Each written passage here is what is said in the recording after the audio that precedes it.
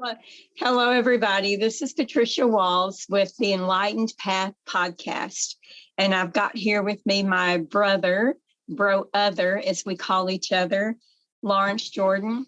And I've known Lawrence, I don't know how many years, 15 years. It's been a long time. And everybody that I know knows him as the water shaman, the water intuitive. And I know him as a multidimensional being, a teacher sharing and expanding through his gift or higher knowing that isn't limited really to the element of water. And so in his private practice, he offers water sessions, ancestral past life sessions, courses, classes, and the 444-1111-911 sequential ascension number readings. That's something new. For me, that's something new. And so his classes include water channeling classes, tree grounding activation, and most recently, his fire touch certifications, along with retreats throughout the year. So many days you can find him at what I've heard him call his other office or his office at White Rock Lake. He's the creator of Jordan Water. Lawrence, a lot of people call him Launcey, says that his gift was passed down his family for generations. His techniques, he says, are ancient but streamlined by him to suit the needs of his clients' 21st century lives. So everyone from entrepreneurs and corporations, other homeopathic healers, and even the spiritually intrigued have come to Lawrence Jordan for his healing and wisdom. So thank you very much, my brother, for joining us today and sharing your wisdom with us. We tried really hard, everyone, to go live on Facebook with this, but we finally gave it up, and we're just going to do this. So welcome, Brother Lawrence. Thank you for having me, sister. This is a really, really beautiful opportunity to share what we both have. And I'm glad that you asked me to come on to your show. I would have come anyway. You asked me to come on to your show because I really feel that right now, wisdom is needed. Wisdom is very much needed, and in all areas, I feel now, right now, that we have a lot of the younger ones, the younger people, and it doesn't necessarily have to be Earth years. You could be a 90-year-old, 15-year-old. At the same time, it's not that. It really has to deal with, or to me, aligned with your awareness and your consciousness. And I think what's interesting right now, what's happening right now, is that you have so many people who have the spiritual knowledge of ascension, but they don't have the day-to-day knowledge of it. You know, you could look at something and you can sort of commune with it, but when you're a part of it, you get much more and deeper understanding. And so the wisdom that you and me and others will be delivering is, how do you function in a society at this elevation of consciousness and be balanced and be happy and be at peace? And it's not easy. And I think a lot of people are now discovering that what we went through, although we had no idea what we were going through, we were just sort of kind of saying, hey, do you feel this today? Okay, I feel that. Hey, do you feel that today? Okay, I feel that. We got better at it. And with me personally, I started to see the sequential numbers 111, 444, 333. That was sort of a guide for me to help people understand, sort of like their own personal code that I can decipher. I learned that it was a tool for the ascension. I learned that it was, at its base, it was angel numbers. At its base, it's an angelic number because it's in the angelic realm. But it is not, it's so much more connected to your dream state, to your subconscious, because the fact that you keep picking up the phone and seeing those numbers knows that your subconscious is being triggered in some way, and it's also overtaking your conscious state. And so, which is basically what the ascension does the heavy lifting of ascension is that your consciousness merge. So that's the heavy lifting.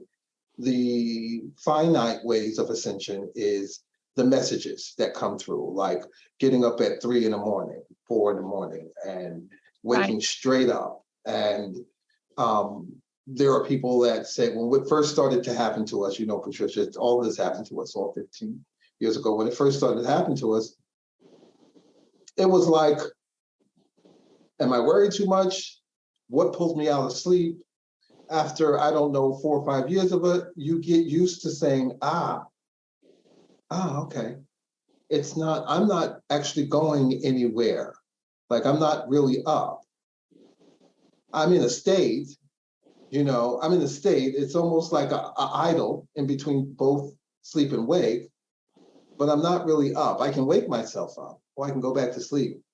And I think people forget the option that they can go back to sleep just because they woke up for a minute. Don't go with the whole thing. I always say, breathe. What happens is that you're going from the 3rd dimension to the 4th dimension.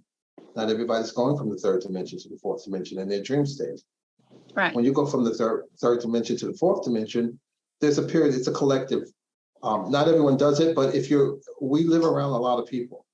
And so we're herdy type of people. Like, imagine 500 people sleeping under the same roof, and you imagine a high-rise building.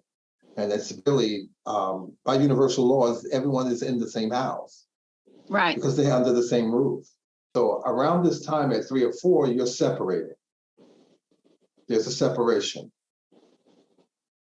The 3rd dimensional dreams are primarily fear-based. They're primarily, you know, that's just the blanket, the fear-based. The 4th dimensional dreams will have fear in them, but they will have vivid, direct sort of guidance. Like, you will wake up as if you were in the dream. Like, you almost forgot you lived this life for a moment. It was so real.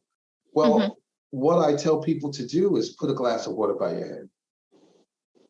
You have to be able to record these dreams. And water is the original recorder, especially of the subconscious, because we're born in water. We're recording everything through the water. It's part of the Akashic record. I work in the water chamber of the Akashic record. I can work in other chambers, but that's the tool I use to do everything with. And so by sleeping with a clear glass of water by your head on your nightstand, and I'm going to say even further for the practitioners, because right now we really need to know exactly how to come out of all of this. I like to, we call it flipping the switch, where we turn all the electricity off in the house, where there is no electrical current running through anything. All cell phones are out, everything. Put a glass of water, the only light you'll use is by candlelight or oil. Let your house reset. You have to, people, when they clean homes, the old ways you cleaned your home and with sage and water and lime and various different ways. The new ways is you flip the switch, you flip the circuit breaker, and you keep the negative, whatever discordant energy that you created that is attached to any electricity within your home, you diffuse it. And that's the combination of ancestral knowledge, but also urban sense, common sense, urban common sense. Our ancestors, they didn't live the way we live. And we are on their shoulders, but we have to keep walking with it. And like I said earlier in one of my other sessions, I said, we tend to think that our ancestors had it right. They're looking at us. We need to stop thinking they had it right. They took it as far as they could. We're still holding on to them because, you know, we need them. But our job in this ascension is to get it to the people. And the people have changed and they live in different places and they do different things. And so with these ascension numbers and the glass of water, the classes that I teach, like, you first start seeing 111. The first thing you'll start to see is 111, 1111. It'll be so vibratorily loud in your life that you will have to say it to someone else. But when you say it to someone else, they always say, oh my gosh, I'm saying it too. So you tend to think like, okay, This is not just more in a coincidence. This is a frequency resonating thing that I chose you to say it to. It goes on for a moment because you're not equating seeing 1111 with the dream. No one's telling you that that's the same thing. You are the 1111 was sort of to tell you in your conscious state, you need to look at this number. You're already in the alignment of the ascension number. The dream state sort of explains the number to you. Many times, many of us have this collective dream with 1111 that we're all in this building together and there's rooms. And it's a hallway or a dormant, I don't know what it is, but whatever happened outside, we're inside for a reason. You get that sense of there might be another building, maybe adjacent, but that walk between one building and another, you get the sense that you might not be ready for that, but you feel boundary-like. You feel boundary. So I'm just going to jump in for a second. Please, so please. For a very, very like years and years and years, when I dream, or when I'm in the dream state, there are hundreds of people in there. And I'm usually walking, sometimes it's in a mall. Yes, a mall kind of situation. Sometimes it's in a neighborhood kind of situation, but there are always people walking with me, not with me, but there are other people there. Yes. And I used to wonder, what the heck? Who are all these people? Because I'm not really communicating with them. No. And then I was told by the beings that was the fourth dimension, right?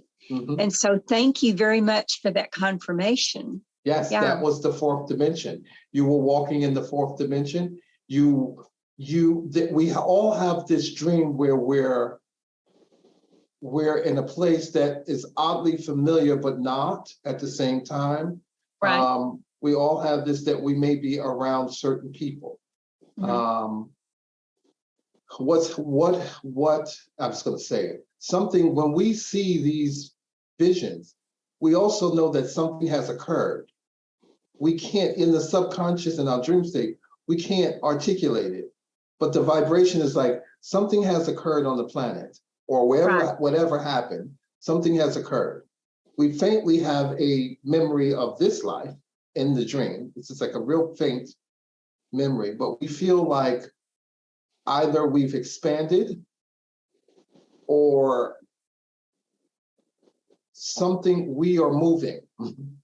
I'm always moving. I'm always going somewhere. We're always going somewhere. Yeah. We're always going collectively, going somewhere. We're either walking, there are no vehicles, there's no trains. It's always, if you got to get somewhere, you got to walk. The fourth dimension is interesting because the fourth dimension, the dreams that we're having in the fourth dimension, they're not quite the fourth dimension. They are transitional degrees. Okay. In the fourth dimension, there's 4.1, 4.2, 4.3, 4.4. After 4.4 is the angelic realm. Between when you get 40, that's why we see 44. That means that's the angelic realm. But if you are in 4.0, 4.2, 4.3, you're not in the angelic realm, although you're in a higher state of that energy. So those particular dimensions teach us a lot. We have to go through that dimension where you are aware of boundaries.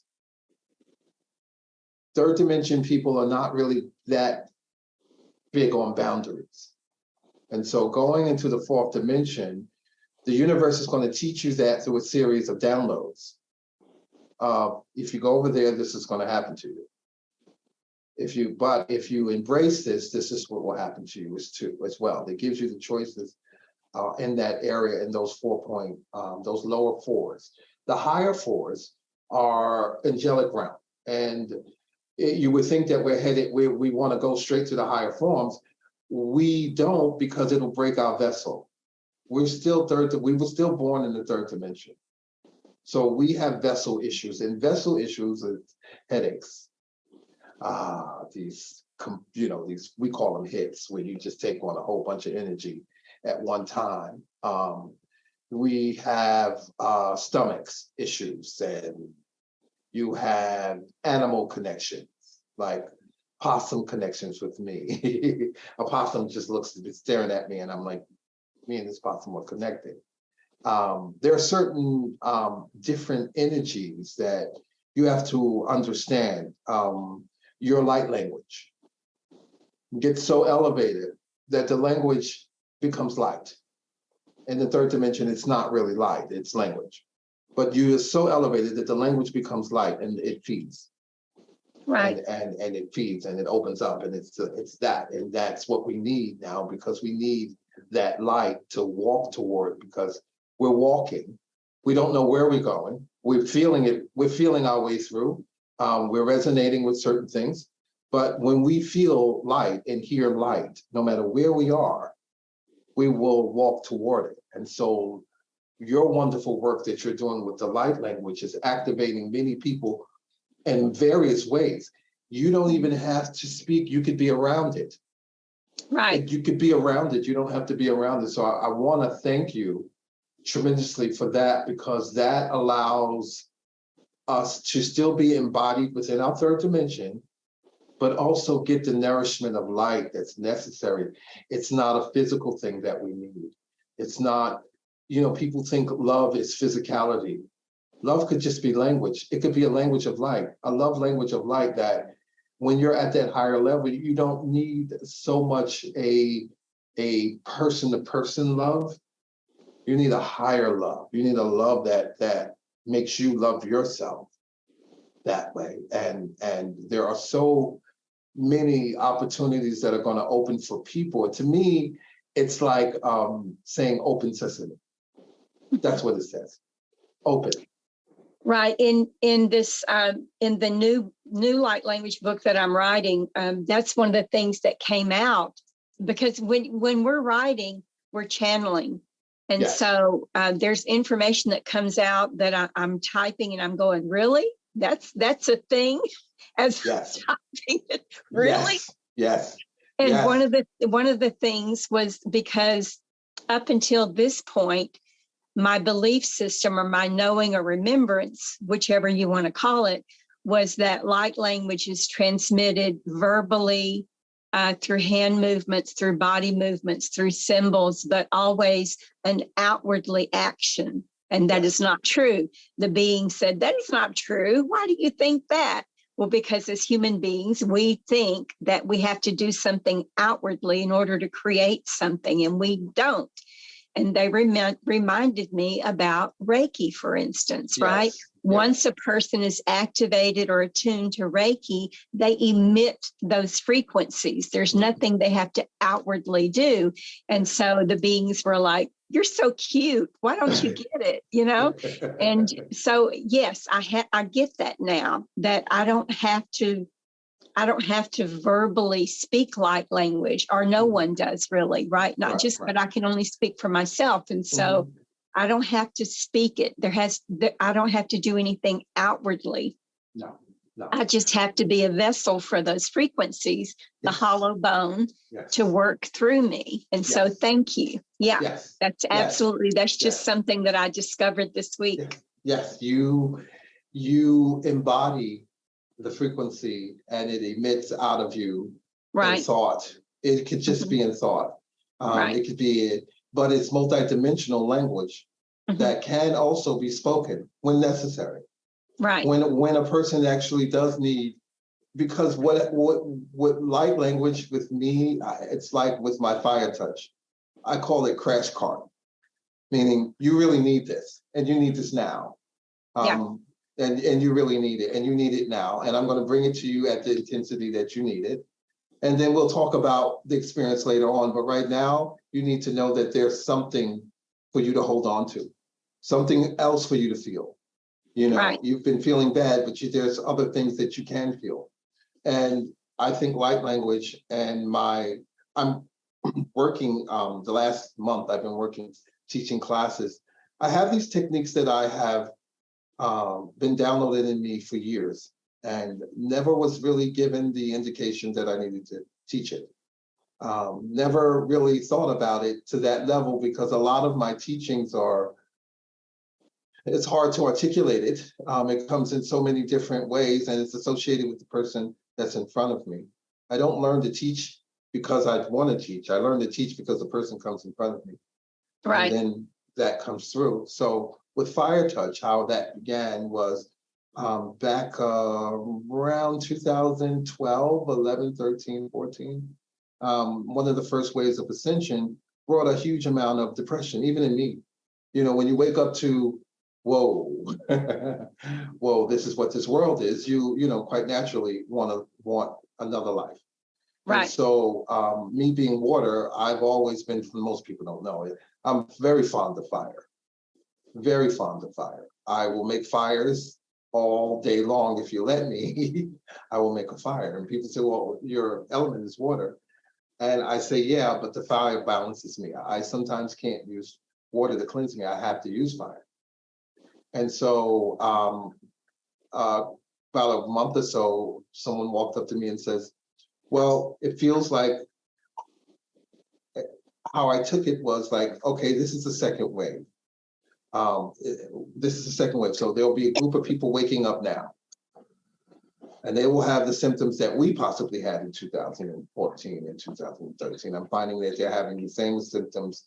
They're not understanding, and like we didn't understand the cycles of the earthly cycles that happen when you're at that elevation and that you're part of the collective. It takes a moment for you to understand what's your stuff and what's someone else's stuff, or some other stuff you picked up, you know, always staying in balance. So I decided to teach this class, and it has been phenomenal. The amount of healing from brother to sister to brother. It's an ancient healing that I do, and I'm teaching the certification that it is. My goal is to have teams of healers that take my technique and make it theirs. I don't want to replicate myself. It doesn't make sense. I really want them to take the base, and that's what I've taught them. This is the basis, and what they have done, this young lady has done, Shedra.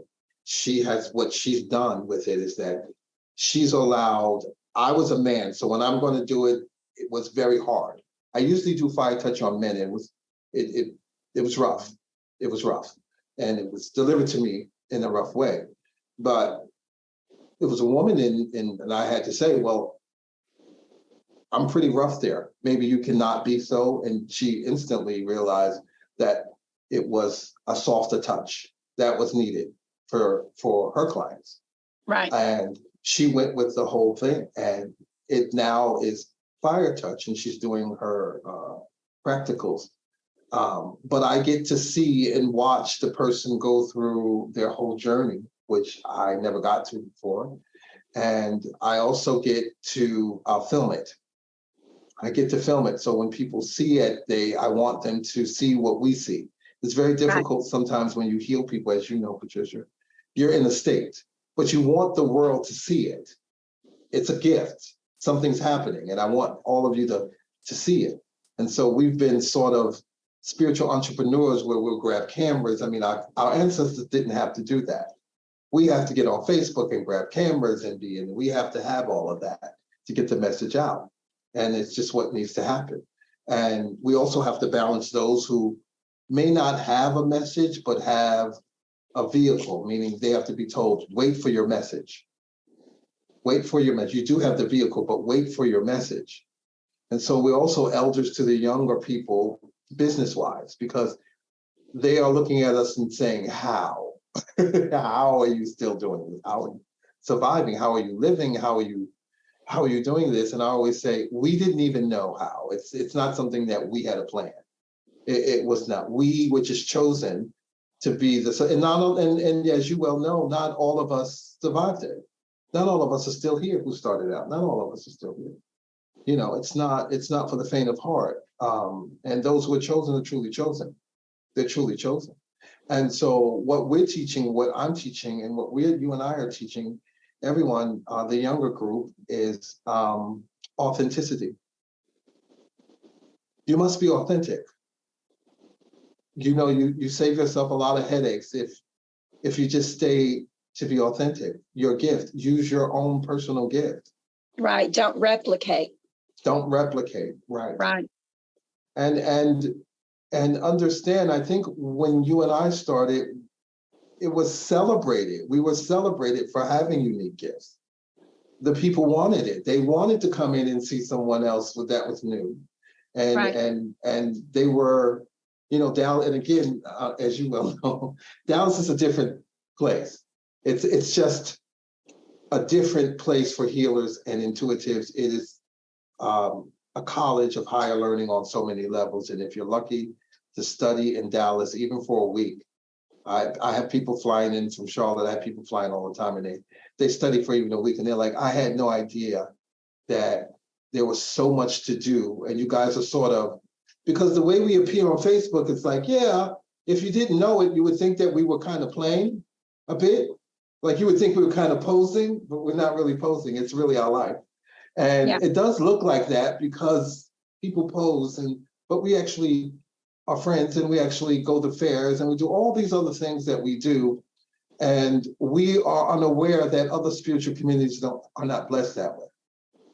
They're not blessed to have, we figure out, what are we going to do today? We just look on Facebook, there's something going on. There's something somewhere going on. I had a conversation with somebody just the other day at one of the last psychic fair that I was at. And she was new to the community, but not new. None of us are new. There's nothing new in existence. Right. But she was new to the community with sound healing, sort of, I guess. And I asked her for a session, and she was, and this is not ego talking. I'm sharing this for a reason. Yeah. And so she said, "Oh my God," she said, I would have never thought that you would have come to me for a session. And I'm like, why not? Right. And she's like, well, because, I don't know. I wouldn't think that you would need a session. And I said, well, I do, because I'm here in a third dimensional body.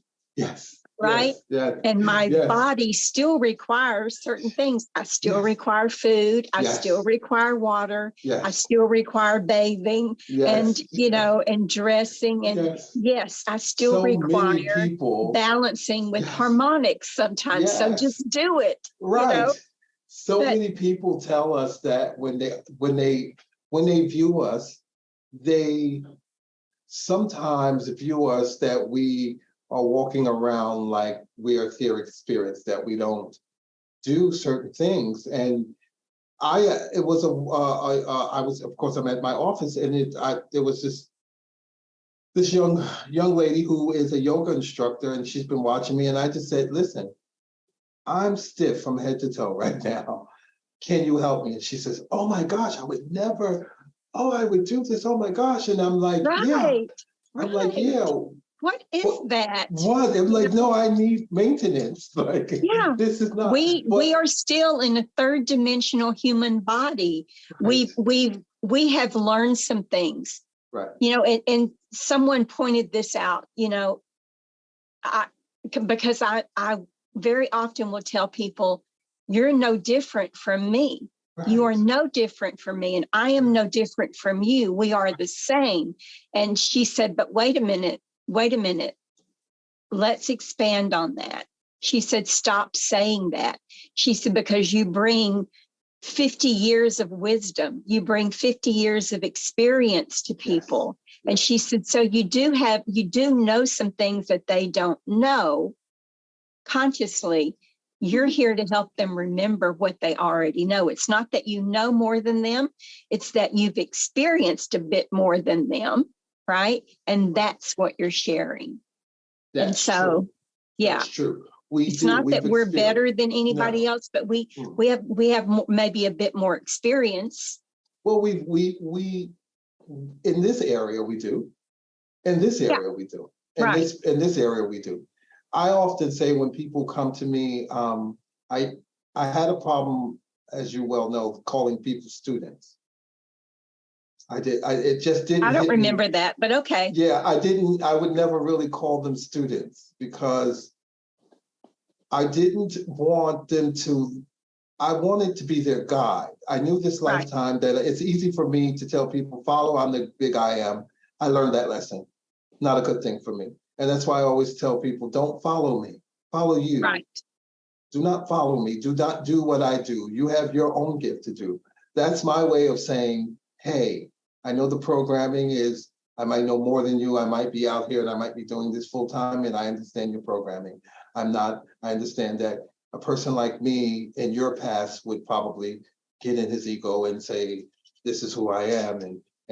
But I think what we represent to them is the freedom to be ourselves and guide, to be human. Right. And that humanity that we have, they are not understanding, and they'll thank us later on, that we kept the humanity within the walk. It wasn't Right. You were on an astral plane and didn't care about what was going on with the four humans. We care about what's happening with people on this plane and on the fourth dimension. And it's interesting, the fact that we're in Dallas on the 33rd parallel. So it's not just us. The very earth that we stand on is of a higher frequency. Right. And by us being on this frequency for such a long period of time and coming into contact with so many like-minded people and like-minded souls, we have a collective story that's going to be spoken out of Dallas. If I know what they've commissioned me to do, why I'm in the city, I know why. I know where I had to live and the people I had to meet. Listen, I know how to grow. I have fought long and hard. I know. I have not. I know. I have fought long and hard about being in Dallas. I know. There are a million other places that I would rather be, but this is where I'm needed. I think that was our first conversation we even had. I think that was you and I's first conversation. How do we get out of here? Not that I wanted to leave. It was just hella intense. I was like, okay, but yes, go ahead. How do I get out of here? But and my husband and I even bought property in Arizona with my full intention of moving there. And one day, after a year of paying for this property, he finally said, I have no intentions of moving. And I was like, well, I guess we're staying in Dallas. It's just so people can thank him for keeping me here, right? It's all his fault. But you know what? We have our escape stories where we have tried to escape. I have literally gotten in my car and driven to Florida, to the coast, with well intention of not returning. Right. 2 weeks later, I was sent back. People needed me, and everyone along the road was like, "You're not ready to live here. You got to go back." And I'm like, "Yeah, I love Dallas, but it's one of those things." And we tell that story, as you know, you and I, we tell that story to the newbies, and they're like, "I want to get out of here." I'm like, "You can't. Just stop. Don't beat yourself up. Save yourself a lot of headache and a lot of time." There is a purpose for us being here. There is a purpose. Yes. And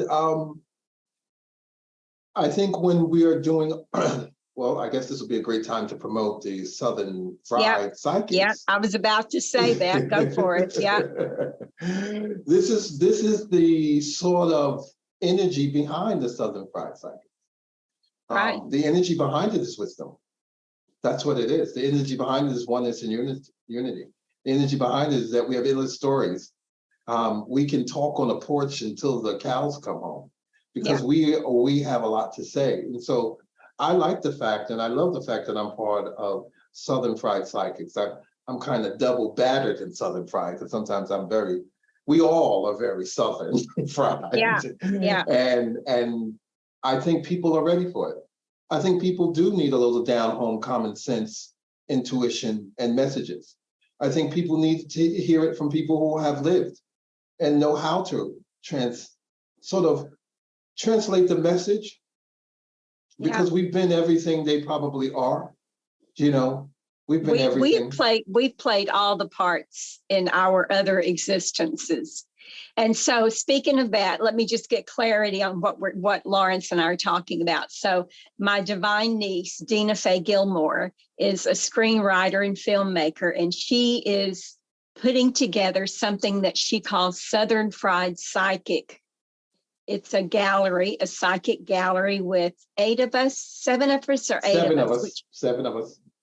with seven well-known psychics in the Dallas-Fort Worth area. And listen, we're only a drop in the bucket. There are so many well-known healers and psychics and authors and whatever here in the Dallas-Fort Worth area. We are only just a small, tiny drop in the bucket, but we're going to get together with her and we're going to provide a psychic gallery night. Is it? Yeah. It's like a psychic gallery night. It's in a theater. It's theater style. In Plano, right? It's in Plano. Yeah, it's in theater style, and it's going to happen on September the 30th. And Lawrence and I and everybody will be promoting it even more. But I was kind of surprised because, and I'm going to say this out loud. Okay. I said it to Dina Faye, and she's like, "Really?" She calls me Auntie. "Really, Auntie?" And I told her, I said, "You know, I'm known for a lot of things, and yes, I'm intuitive. Yes, I've done readings publicly, privately for a long time, but I do not consider myself a well-known psychic. I may be known for other things, but not ever." And she said, "Don't go there." Right. Right. She said, "I picked you for a reason." Right. but we were on a Zoom call the other night, our planning meeting Zoom call. Mm-hmm. And I was there with Chuck Murphy, with Elizabeth Harbin and Lawrence, and Carrie Glazer and Jen. Mm-hmm. And I'm thinking to myself, why am I why am I here? Now, if they want me to come talk about light language, I can do that all day long. I have just really immersed myself in that. Mm-hmm. And I'm intuitive because when I'm doing light language galleries, I'm giving intuitive messages as well. But I just was looking around going, I don't know. I'm kind of, am I supposed to be here? Oh, yeah, you belong. Yeah. You definitely but I'm looking forward to it. It is, and she's going to film it. Yes. It's going to be amazing. And we're only allowing, 200 participants? 200 participants. Yeah, there's a cap on how many people can actually attend. Yes. It's only 200 people can go, and Dallas is massive. So only 200 of you are going to be able to be present. Yes. And you're going to want to be there because it is going to be such an exciting event. I think when they place us all on stage, I think the fireworks will just start to the intuitive fireworks will just start to, and on top of that, we each have very big personalities. Mm-hmm. We're not, when we walk in the room, people know we came and we left. We're not one of those people who was that, Patricia? No, we know Patricia was here. So I think the beauty of this is that, again, like you said, we're just a small fraction. I mean, it's so many of us. But I think that the fact that the universe picked us, right? I'm honored that they picked us because, and I'm honored to be on stage. I'm very honored, with everyone, because I know everyone I know you guys. And if I didn't know you guys, it'd be different, but I know you guys, and I know I've worked with you guys, and I know that this is going to be fantastic, and it's going to be done in a way that brings wisdom to the people that need it. I do galleries. I've been doing galleries, my water galleries. They started at a fair. I started doing it at a fair. Right. I think it was the Blue Moon Expo years ago with Joy King. I'm not really sure if she's doing that, but that's really where the water gallery started for me. And when I was young, I used to watch John Edwards, and I was like, hey, I like that. That's a full service thing he's doing. And I kind of liked it. And so for me to be on stage doing a gallery, I'm quite comfortable with that. And I'm kind of like you. There are people who who know us as healers. I have whole clients that they know I read, but they don't know to the rate I do it, and that helps me because I get to really separate my gifts and give them the air that they need. And so I'm going to invite a lot of the people from the lake who may not know of me as a psychic, like they just know of me. Oh, Lawrence is that by the lake, he's healing the water. That's what I'm saying. People know you as a water healer. People know me as from light language galleries that I do. And like you, I've been on the stage. I've been on the stage in England doing, Yes. speaking about healing modalities. But and I was a reader at the Dallas Psychic Fair. So it's not like people don't know me as an intuitive, but I just don't think of myself, that way. Well, because we like you.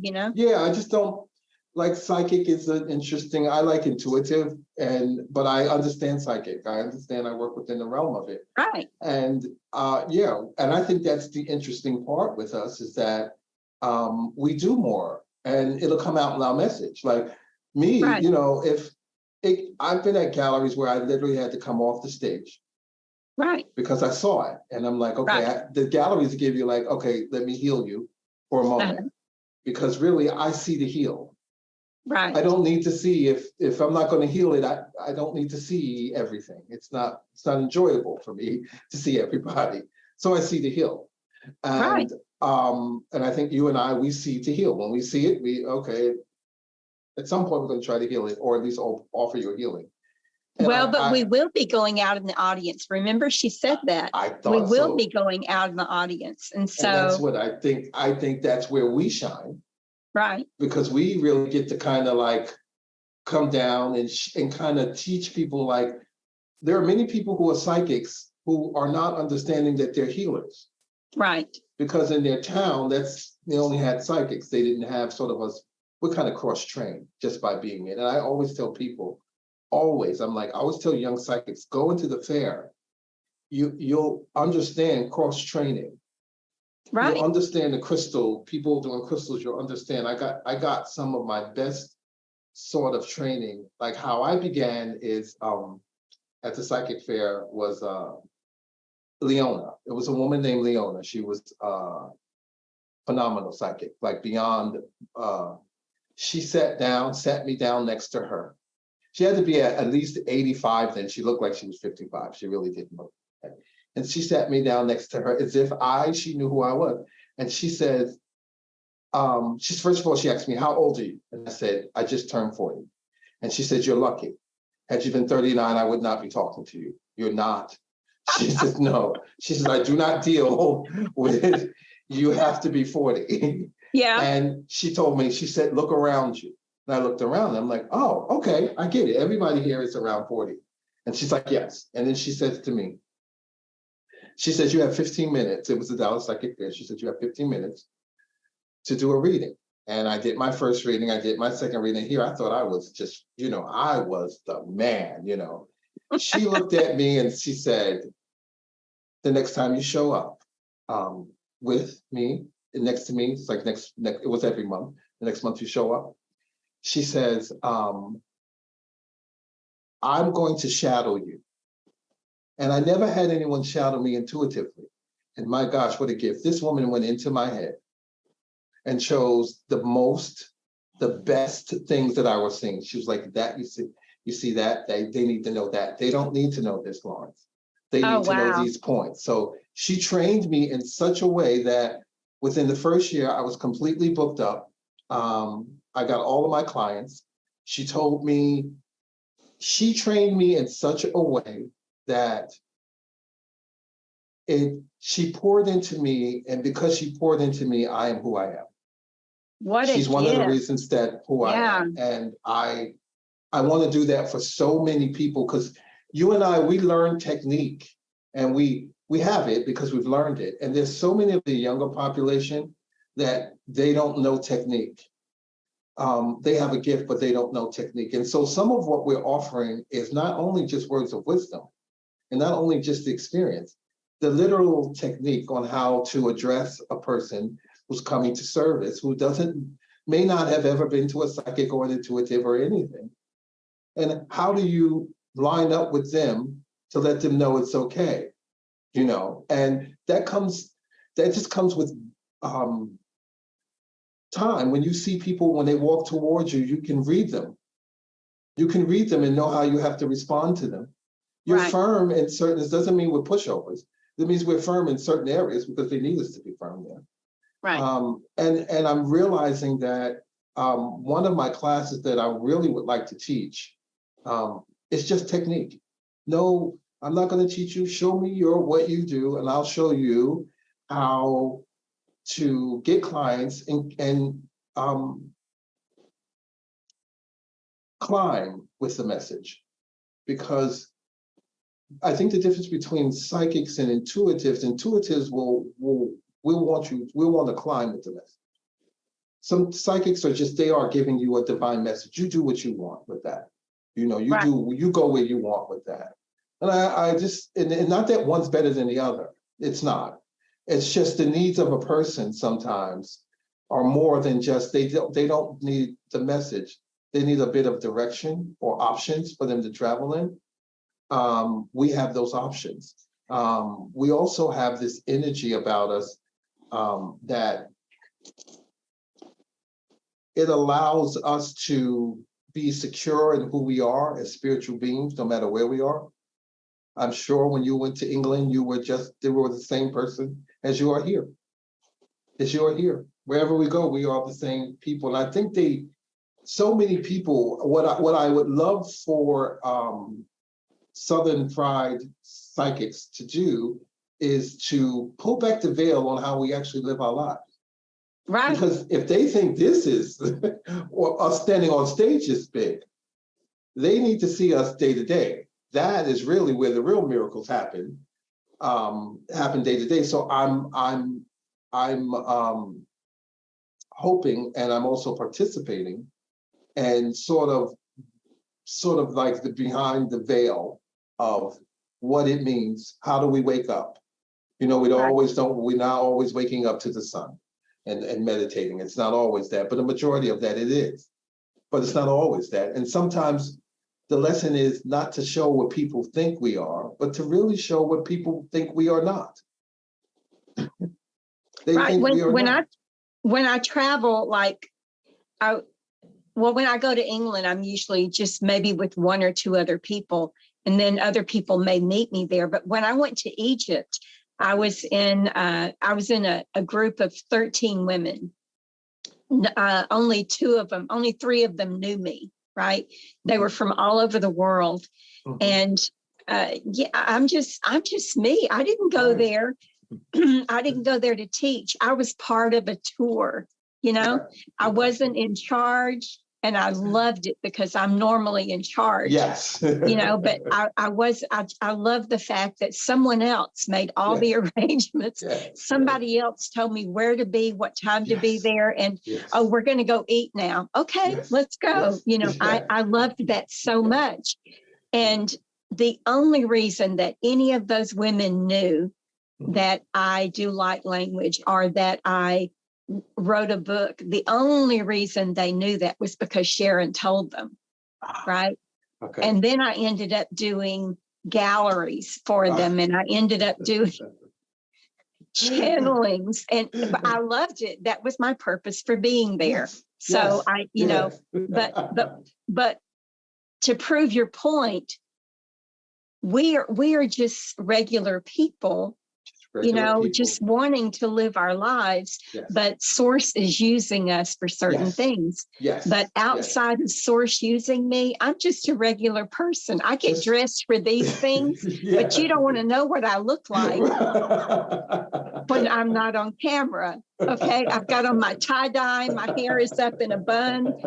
You know, we're just regular people. We're just regular people, and I think people really would benefit from seeing us just being regular, you know. Right. Just and I know you and I, we keep it real with our students, so that they don't think that we're going to fly away, or we have wings.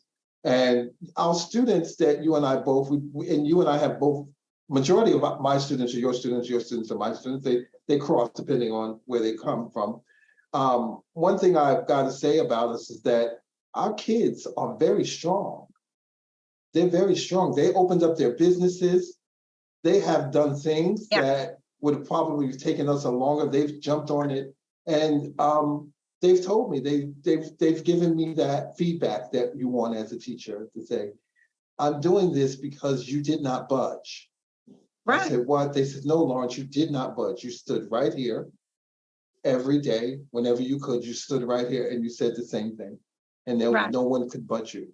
No one could make you think what you were doing was wrong. I'm like, I don't. And they're like, we grew from that.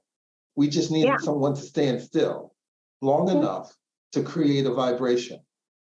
And I didn't think of it that I was doing that. I just thought I was being me, you know. But you needed to hear that.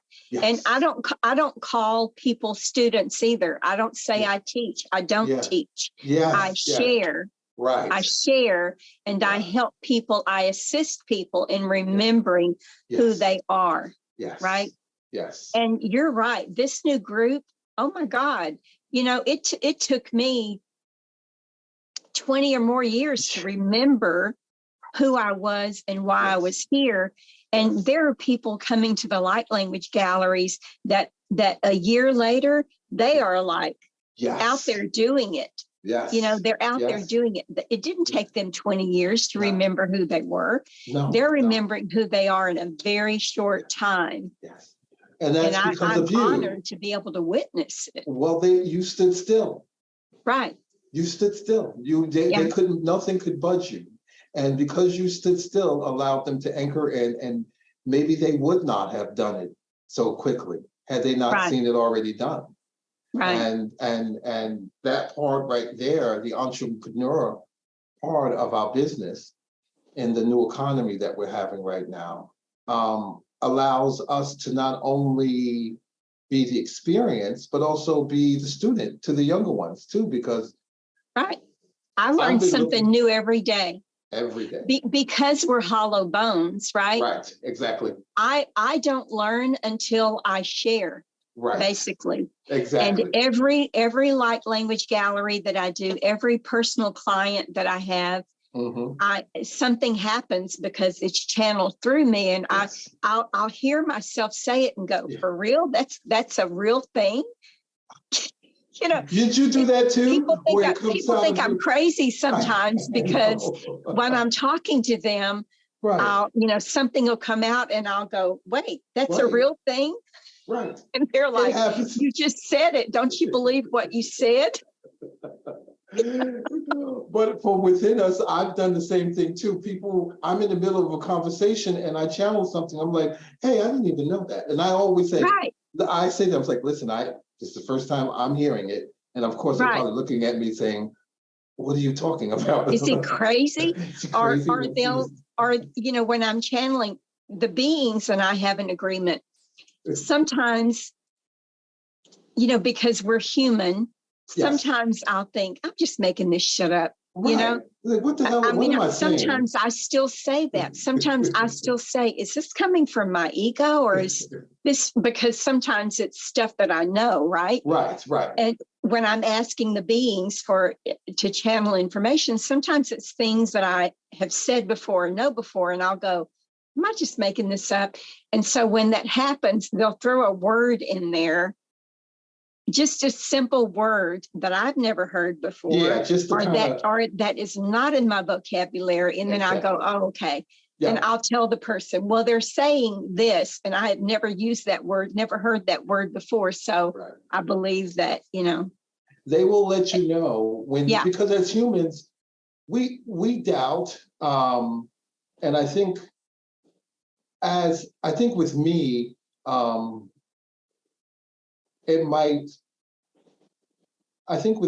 I am challenged for I enjoy being a human.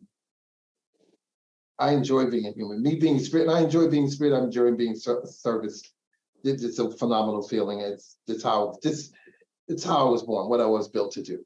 But I also enjoy being a human. And I think when people, like my friends who know me, Lawrence, they know me, it's like, Lawrence, you had the most wickedest humor. I said, I still do. Yeah. I will still have you in stitches laughing, but I can't do it all the time because it's not that way. But I have some very funny guys that speak to me in a very funny way. Yeah. That it comes out of me. And people say, well, Lawrence, that's who you used to be. I'm like, yeah, but the spirit grew it up. Laughter is always going to be one of those, because this ascension walk can be funny. It can be hilarious. Yeah. Really hilarious. Like the one thing that I used to laugh at is I would be talking to people, not necessarily spiritual people, mostly non-spiritual people, I guess. And in the middle of the conversation, I would lose track of thought. Like my mind would go to something else. You would hit that glitch. Yeah. It would just glitch. And I would be looking at them You would blinking. hit that glitch in the matrix and go, oh, wait a minute. What was I just saying? What was I saying? I'm Who are you? sorry. What am I doing? I've been on Saturn for 5 seconds. I don't remember what I was saying. And you get that look because you're looking at the person trying to figure out what was the last thing they said. I was gone. And when we started, we all get in a group, we started laughing and they're like, what do you do, Lawrence? Hey, it is what it is. You know, Yeah. You just walk away or do something, but it happens multiple times during the day. Yeah. And it can happen a lot. And there's so many funny things that are done and are said. It's not really jokesters. It's just when you're a human, you could really, that's the part where I enjoy being a human and looking at the spiritual world, because sometimes it's very, very funny to me. It's ecstatic, like with me, I have a shamanic, of course, shamanic background. And so we have, in our religion, we have the crossroads energies.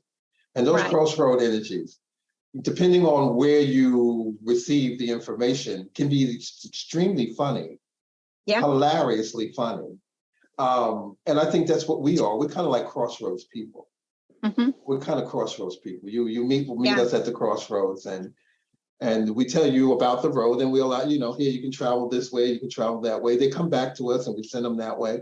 And really, it's the funny part about it is that there actually are no roads.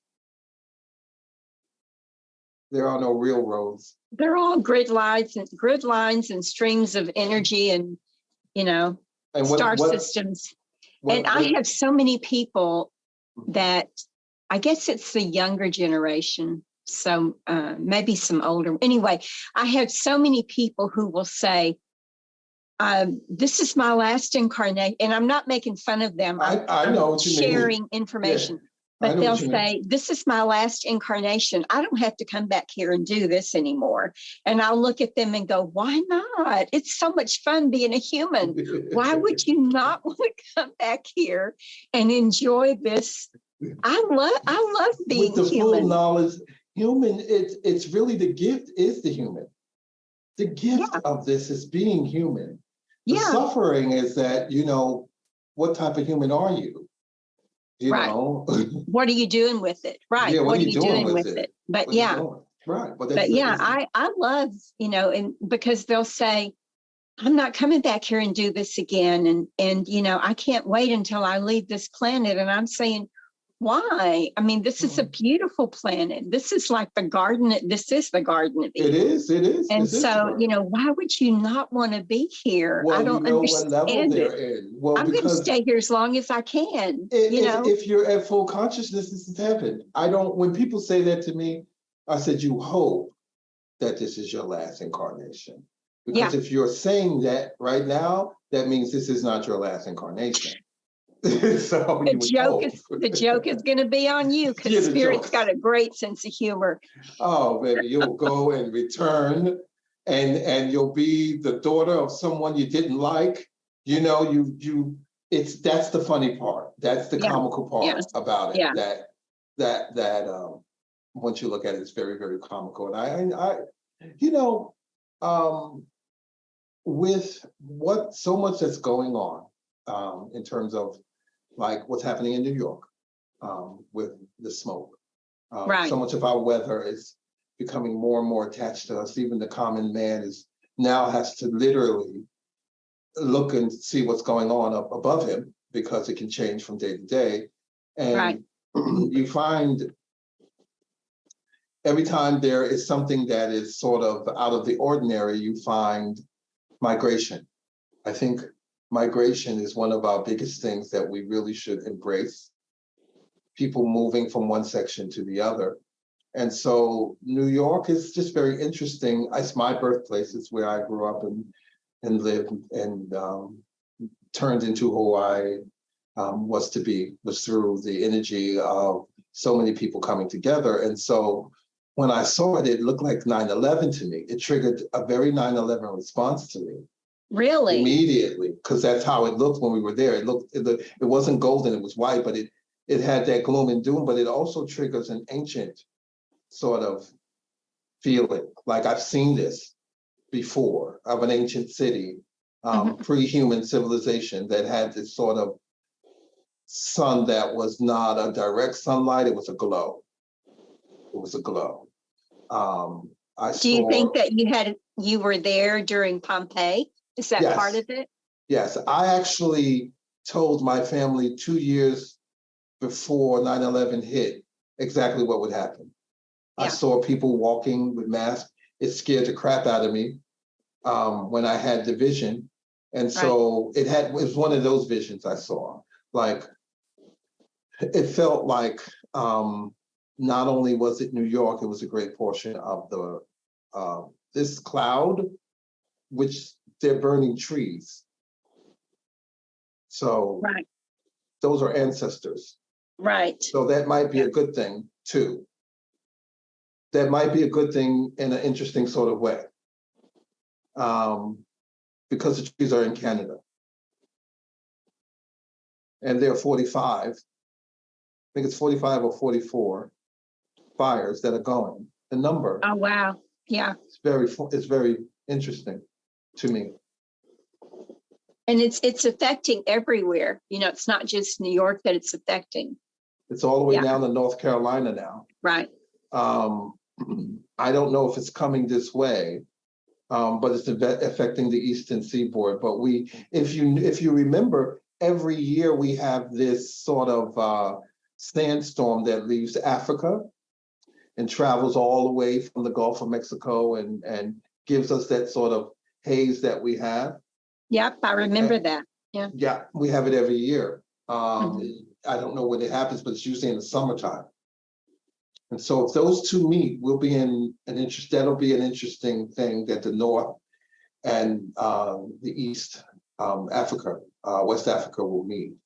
I'm looking at the weather, and it usually meets in the same place, like it's usually a Texas, Mississippi, sort of southern thing there. So I would like for us to kind of put our collective energy into that. I think it's a blessing for us. I think it's an absolute blessing for us. I'm wondering, it could be a blessing. Everything is a blessing. Devastation is a blessing because out of devastation comes new life. Right. I'm wondering what the veil is for. This is a veil. It is, you're right. The smoke is a veil. And so I'm wondering, what is the veil for? What's behind the curtain? Or the veil is for something to come through. Correct. That needed the smoke. Correct. For it to come through. Yes, I definitely thought what you're saying is a lot of our star nations, beings don't travel in vehicles. No. I mean, they have no use of vehicles. Yet there are a lot of plasma ships out there right now. Yes. And so they are cloaked. And I'm wondering, I know that we're getting close to what do they call that? Disclosure. I know that we're getting close to disclosure. I don't feel that this is it, but I do wonder on my human level, what are the veils for? What is it that's that is being transmitted that we we as human beings wouldn't be able to accept without going into chaos. And again, there's no fear programs in any of this. It's an awareness. Always be aware. What's going on now? Right, exactly. Always have your awareness. Everything that occurs is for our highest good. Everything that occurs, we have agreed to it. There's nothing happens to us that we have not agreed to. Right. And so the human part of me is going, wow, I wonder what this agreement's all about. You're right. I'm with you on that 100%. It is a veil, and why that area? Because it's actually New York, but it's actually Washington. It's actually more headed that way. It's just expansive, and right. I think my guides are telling me that it's grace. Like these particular humans would not be able, they would not be able to mentally handle what needs to come to the planet. Right. And so this is the close contact before disclosure that allows people to have that thought of, hey, something else. Now, the fear people are always going to be afraid that they're going to just, they will, because the program, they have to end the program. They have to go to the end of the program. Right, right. But a lot of us, because of the ascension process, we can understand our own power. And I think with that's happening, what's happening now is that we had the virus, and we had those masks, and then now you're putting on more masks, and so that's kind of people are it'll make people think more like, okay, so we're going to mask up, and what is it here? You're telling me it's just trees, and what's in this smoke? My friends, I call my friends from New York, and they say, oh, they close all the schools and blah, blah, blah, blah, blah. And I'm like, how are you feeling? And they're like, I can definitely feel it in my chest. I can definitely feel it in that area. And I'm like, okay, can you get to water? Oh yeah. I'm like, go to the beach. You need an ocean breeze to get this out. Like, you need salt water. You've got to, and that instinctual thing that we've lost, that you would sit and smoke. Yeah, go to the living water. Yeah, go to the living water. It has to be living water. Yeah, it has to be living water. It has to. Just go and sit and have your lungs cleared out. The salt will tear away any type of thing that's in there. The salt water will cleanse your eyes, all those things. So I say all that to say that during these times of like weather conditions that are happening, they're interesting weather conditions. It's almost like, okay, what we're watching, what if it comes here? What will we do? What will we do? You know, where will we go? You know, where we go, Texas is huge. It's just a huge, you know, and it's not so many trees. So serves the reason it'll come through rather quickly on us, where we probably won't have enough time to go any places. So I remember in New York, we walked around with wet towels over our face. And we did that, and it allowed us to breathe. It was like, you got to put some moisture in this mask. It's too dry. I'm coughing, and you're taking my air, and I'm coughing. So it was just like, we just heated up towels, put it on our face. And we got this from the Middle Eastern people who were in our community. They told us exactly. Those scarves came in so handy. Serves a purpose. Yeah. Yes. And had they not been there to say, hey, this is what this is. We come from a war-torn area. We know this is going to get into your lungs, blah, blah, blah, blah. Wet the scarf, put it over your face, take it off, flip it, put it over your face. And you'll be surprised, and like, you know, in the times of anything, like with Katrina, we all kind of came together.